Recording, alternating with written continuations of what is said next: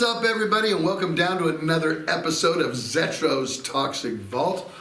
Alongside myself, I actually have my partner in crime who hasn't been in about a year, although because you are executive producer of the show, you do sit on in, you're behind the scenes, but we haven't done one of these in a while. I think the last time was last summer. We went live from my house, but in between tours.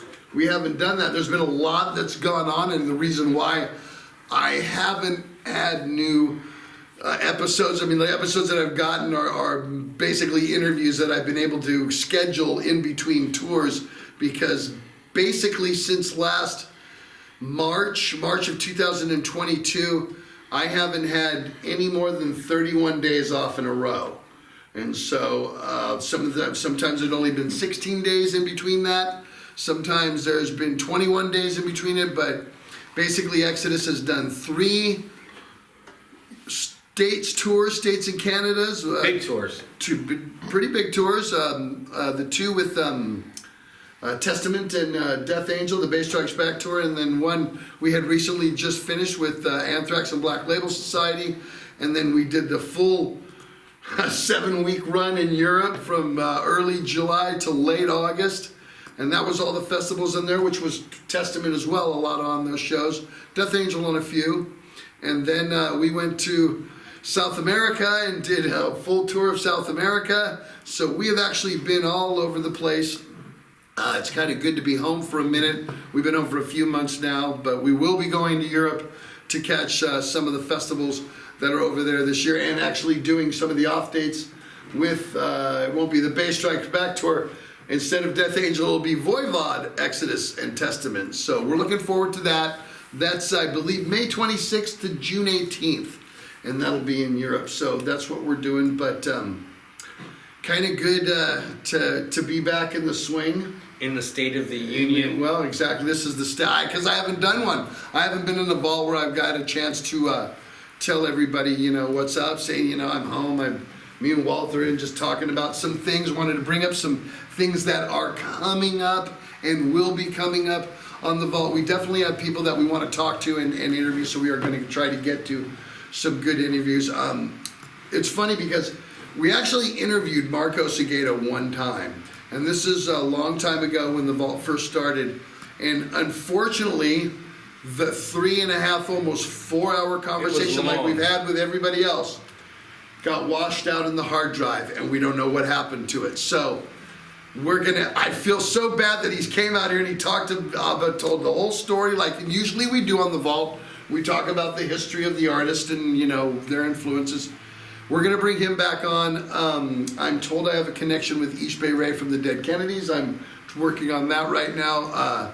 Of course, we'll get the same other people, we'll get good guests in here. We'll have Walter and I trying to get Alex Skolnick in here. I'm trying to get Alex in here. Jeff from Possessed. Although that's a tough one. That's going to be a tough one. I don't like to do the vault remotely because the vault is the vault. That's why it's the vault. So we do it from here. But I'm going to try to somehow get him in here. And obviously other people as they're coming through. I know our producer Tim has some guests that he wants to get in here. We're going to talk about some new projects and some other things. So those are things that were going to happen. We're definitely not going anywhere. It's just been because Exodus has been so busy on the road in 2022 to 2023. We were home right before Christmas, so I didn't really get a chance. Nobody wants to come and do this during Christmas time. So we didn't take time off. I didn't have much time in between tours to try to get, good guests or good episodes. And so it's good to be here now. A lot of things have happened since then. And let's talk about that, because the biggest thing that happened last week was the new Metallica drop. 72 seasons. That is a very big thing. And they sucked us right back in. That's what I say. Boy, and what's funny is I just going to be honest with you. I've listened to this album 3 times in the last 3 days. I haven't listened to a Metallica 3 times in 3 days in 30 years, okay, or longer. And I was completely blown away by everything about it. I was like, wow. it's Metallica. Like, they changed the tones up. Guitar tones are more crunchier. I can hear Robert out of front and everything. Lars is killing it. I like Kirk's lead attack, and I liked where his leads were placed. 5 or 6 songs into the album, I was like going, wow, I'm not bored by anything. This has actually got a great groove to it. The whole record does. It has some really good riffs, and it has a mid-tempo backbone. Oh, total good grind, good chunky grind to it. I mean, I could pull out a lot of elements of old Metallica that I hear here, but also of older school influences by our musical heroes that I hear on the record. So there's a guitar harmony that Kirk and James do. It's like a Thin Lizzy almost. I hear that, but I mean, I hear that. That's what I mean by that. I hear a lot of their influences on this record. Vocally, his vocal attack seems very old school. It doesn't seem as polished as it has on the last few records, although there are songs on Hardwire and songs on Death Magnetic that I really like, not absolutely love, but really like. And that was 7 years ago. This record, there's songs I love on it. I think the way the album opens up hits you right in the face. It opens up with the title track and just... I love that song. And it's got a really good heaviness to it, and I was like, I'm listening to it, and I got a dirty smirk on my face, and I'm banging my head with it going, see, this is fucking Metallica. This is something I don't think I've heard since, I'm going to say it, And Justice for All was the last time I thought I heard something that had so much impact on it, where it was like a careless record of really heaviness. And I think it's like the best album since the Black Album. Honestly, that's how I see it. I'm not saying anything bad about the Black record at all, because the Black Album, because I think that the song, the album is what the album is. Enter Sandman has such a really good riff and groove to it, but my favorite Metallica record is Ride the Lightning. And going from Kill 'Em All to Ride the Lightning into Master of Puppets. Wow, it's like bam, bam, bam. Gary has said that Master of Puppets is like his perfect album. I honestly, there is, and I think that when you look at an album, I think the songs have to be sequenced in the right way. They talked about that. 72 Seasons is sequenced perfectly, because the first single they released was Lux Eterna, and I was like, okay, so they're gonna throw out the one heavy song on the record. And it's not even the heaviest song on the record, or even my favorite. And I like the song Lux Eterna. Yeah. And I just thought, it's a good hour and 10 minutes worth of it's killer from top to bottom. I wasn't bored by the record at all. Metallica always does something that sets the bar, and they put out a movie. It was a global premiere, worldwide listening party the night before the album dropped. I happened to go to that, and they all talked about each song and dissected it. And it was very interesting. And then they had a video for each song. And who does that? A movie, 2 hours. And who would do that? That's groundbreaking. Where did you go see that at, Walt? I went in Napa, but Chuck and Tiffany went, and they went to Dublin. Oh, they did? I went to the San Francisco one. You did? Yeah, absolutely. And this was last week. Last week, the night before. Because Friday, because it dropped Friday. It was one-time showing. Night, yeah. And they broke it down, like every song they go to each of them and talk about what that song is and how it came out. And I'll tell you what, Robert, you hear I haven't heard bass on a Metallica record since Cliff. Yeah. I'm just saying. Totally. And I have to, it's also, 2 thumbs up, really, really good. Also, this week or the last week before that, they played 4 nights of Jimmy Kimmel. Who does that? 4 nights in a row? Right. That's groundbreaking in itself. Huh? I'm not up that late, sorry. And on this tour, they're doing things like they're going to play at weekends, and they call it a no-repeat weekend. So if you see the show for 2 nights, you're going to get a different set every night. Every night. Fully different set. They won't play the same song That's twice. great. That's awesome. I'll say this. They are probably more awesome to their fans than any other band out there. They really are. And they've blocked it, and they're good, and they let you know, and they're not arrogant, and they've handled themselves quite well, and that's why they're the biggest, not metal band, biggest fucking band in the world. Also, Period. they have Blackened Recordings, which are obligated as their own label. And they recently bought a vinyl pressing plant, a Saw big that. one. I read that. That's awesome. That's huge That's too. big. Yeah. So Well, when you got that kind of money, I guess you need to do something with it, right? Government will take it, but God, good for them. I think everything they're doing with the compound they have up in the North Bay, the whole fucking thing, I think it's brilliant. Brilliant. also on this tour, they're having different bands open, so you don't just get the same opener. So you got Pantera, you got Mammoth. There's a Five Finger Death Punch. There's a few. There's a bunch of bands out there. So, okay, well, then we're talking about new records. Also, new record that came out, the new Overkill. I don't know if you've heard the new Overkill, Scorched. I liked the last one. I thought that they did a really good job on, but this one again, it's Overkill. It's heavy. It's got a good Overkill groove to it.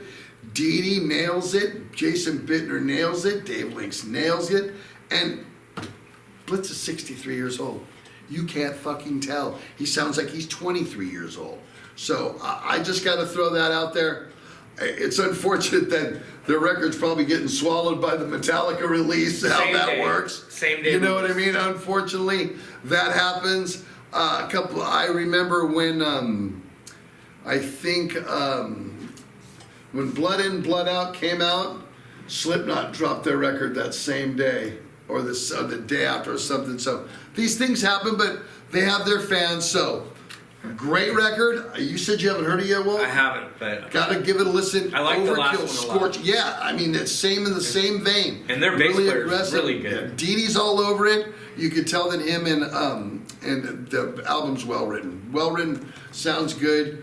Very proud to play with those guys and be alongside them. Jason Bittner and Blitz, they're all good friends of ours. Of course, you know, being in Exodus, we're all in this kind of fraternity together. You know, we all know each other very well. We kind of keep this inner thing together, and we all root for each other. So I'm hoping that, you know, that Overkill's always going to be putting out a good record and kicking ass live, and they do. So they have and they done. So the second best thrash band on the East Coast, right? so You got Anthrax. I'm just going to say they're one of my friends. I love them. I don't know if they're any better or second best or who's there, because you got so many. You got Nuclear Blast, you know, Nuclear Assault. You got a bunch of Nuclear Blast.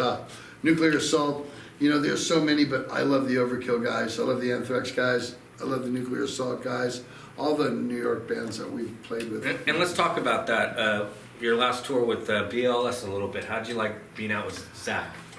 He's a lot of fun. He's definitely a great influence when it comes to see him approach his whole thing. I mean, his band and his life and the music is really a religion. All the fans that come to his meet and greet are greeted with a big, warm, huge hug by him. He makes you feel like you're a part of something because you are a part of something. So I've seen Black Label Society many times, but I never got to. I think we even played with them. Remember in San Francisco with Dublin Death Patrol that time, Walt? It was Black Long time Label, ago, Children but- of Bodom, and Dublin Death Patrol, and at the Warfield. I never got to be intimate with him. I love all of his band. JD is my man, his bass player, who's an amazing bass player. He's just so fun to watch, very tasty. Dario's Zach's other guitar player. They complement each other. It's great. And Jeff on drums. I mean, a very, very, very, very solid band. I enjoyed them. I enjoyed their crew. I enjoyed being there every day, you know, and hanging out and seeing what's up. We would go and hang out with Adam during the set, in the back behind JD's amps, and like a lot of this going on back there. It's great, and so much fun. And then Anthrax, we've known them since we were young kids in our 20s. You went on your first tour. Yes, Anthrax and Celtic Frost were my first tour with Exodus, Pleasures of the Flesh, 1987, we became friends. We played softball games together. We've hung together. We've drank. We've out to dinner. We've all been very, very close. Joey and Frankie and Scott and Charlie and Johnny. They were just, you know.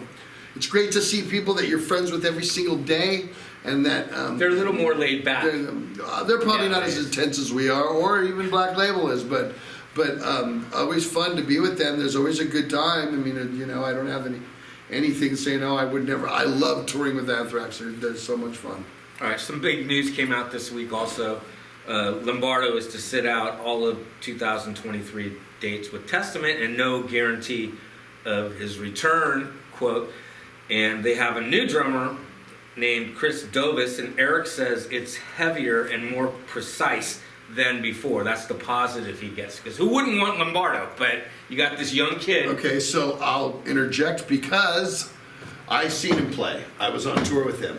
Before the second leg of the Bass Strikes Back tour, I believe Dave had some commitments with the Misfits or Mr. Bungle or something like that, and he couldn't be on the first 5 shows. So this kid came in, and this kid nailed it. This kid fucking nailed it. He's a kid. He's definitely a kid, and he fucking nailed it. And I guess maybe that's what you want, some young blood in it, but he did an amazing job. Again, I've got to go to Europe with Testament now. I'm playing all the same festivals they're on. On the nights we're not on festivals, we're with them with Voivod, so I'll definitely see much more of him then, but he was a really nice kid, not over the top, and he played the songs like the songs should be played, so I'm glad. I'm good for him. I'm glad. And you mentioned Voivod. That's kind of a trippy... It's metal, brother. It's metal and it's Europe. You know how that works. Interjects. It's going to be good. I think it's going to be great. Voivod, Exodus, and Testament. Come on, you better got your tickets to Europe. You know what's going on. So, all right. And what's also coming up is you plan on doing some cooking episodes. Yeah, that's what I was talking about. Now, we've done so many different episodes on the Vault of different kinds of shits. I make my own candy. My mother has taught me. You've seen the episode that I did with Ted from Death Angel about my knowledge of candy. Well, I make my own candy. I make my own chocolates. I make my own peanut brittle. I make my own fudge. I make it. So what we're gonna do, Walter and I, is we're gonna make it a real episode. We're gonna morph from the Vault here to my cooking kitchen, and we're gonna make some of Zetros confections, which actually I have to give my mother credit for. She was the one who these are the ones where the recipe's gone. I moved recently, and I went through a box, and I found recipes that my mother had, and in the last few years, I have been resurrecting those recipes, and they're... And you came in with a big bag of candy today. Today I came in because so I made something that she didn't make this, but I kind of saw something, and then I took it. I made a peanut butter fudge today with a chocolate ganache and on the top, and I'm going to make that. And so Walter and I are going to do a series of my episodes of me cooking my candy, and I'm going to teach you how to do it. And when I do it, Tim will throw all the graphics up on the screen of the ingredients and stuff. And that's what you enjoy, so it's like... And so, no, it's fun. It'll be fun to do. It kind of brings me back to when I make it and barely even eat it. I eat it to try it, and I give it away because obviously I can't get back into the way I used to go. All right. But I like making it. It brings me back into my mother's kitchen when I was a kid, and that's why I do it. All right, and we're going to remind everybody that we have a P.O. Box. P.O. Box 352, Sonoma, California, 95476. It's the Toxic Vault. And Tim will have that. That's actually and this graphic that we're showing last right week, here right now. we had Well, actually, we got a gift from somebody who has been a guest on the show, and she does her own webcast and podcast, and her name is Spooky Boo. And Abu Rhodes. And she has her own little story that she goes on about this town. Is that what this one is? And did you read any of this, Walter? No, because I just opened it here. So. Yeah, she has about this town, and it's kind of this cool little... you can get her books on Amazon. Cryptic soap opera that goes on, but yes, you definitely want to go to Amazon. And if you're into reading some scary stories, and she writes all this stuff herself, definitely go. What's her information? SpookyBoo.com? She's on Facebook as Spooky Boo. Spooky Boo. And she posts every day. She's very good about that. So yeah, check her out. Being a part of Creature Features, she's also been a guest on Creature Features many, many times. And she's been your guest. And she's been a guest on this show, but I'm telling you. You can go back and catch that episode. But I say go to Spooky Boo on any place where you do listen to your podcasts or webcasts. She's on all those forums. And she sells books on Amazon. She does the audio, and she's got a really cool, seductive voice. So when she's telling the stories, it sounds really more original. So I kind of like that. And this Definitely. is called Sandcastle Horror, Volume 1. So check it out. Sandcastle Horror by Spooky Boo. Yeah. And so I guess this is my Europe. This is my Europe book this summer. I will be reading this. I really only read books when I go, not even in the States, when I go to Europe. I can't necessarily understand the television in the hotels or even on the TVs other than watching movies. So I do find myself reading in Europe when I go there. So thanks, my dear. Thank you so much. Sandcastle Horror, Volume 1, Spooky Boo. Please check it out. She's an awesome author and definitely a friend of the show. Also, I've heard good things about your VIP for Exodus, to how you guys take them and give them a picture and bring them to your sound check. Yeah. Well, I've heard really good things. My impression, if you're going to tell me that I'm going to go have a meet and greet, a VIP meet and greet, I take that as that, and so does the rest of the guys. So when you come to an Exodus meet and greet, it's not going to be shuffling in, take a picture, sign your laminate, and send you on your way. We actually spend time with you, and we'll sign it. Even though the people that sell you the VIP meet and greet say, oh, they can only sign one thing. I don't care if you bring 100 things. I'll sign every goddamn last thing, because I appreciate you as fans. The way I look at it is you're paying $150 extra besides the ticket price to come meet me. You should make your meet and greet memorable. Is there a question you have? Do you want to take a selfie with one of us? We're open to that. There's no restrictions with us. You know who had a good one? Black Label Societies was good too, and so was Anthrax. I thought, because I'm watching them. That's the new thing. Everybody wants that experience. But the experience is there's some meet and greets where you don't get to meet and greet. You know, you got to stand distance away from the band. Or I heard Bon Jovi meet and greet, you may not even get guaranteed to meet the band. You may just get to go in and watch sound check. That's not a meet and greet. That's watching the sound check. I mean, a meet and greet is like, I'll walk out and shake hands with every single person, and we take a group picture, then we take a single picture, and then we all grab pens and walk out and go, what you got? And if they'll bring albums, they'll bring guitars, they'll bring drum heads, they'll bring everything. You know what I mean? Their little trading cards that we used to have, they'll bring all that shit, anything to sign. You know, and that doesn't exclude you from the meet and greets, because I know if you hang out by the buses and you're walking by, you do that also, huh?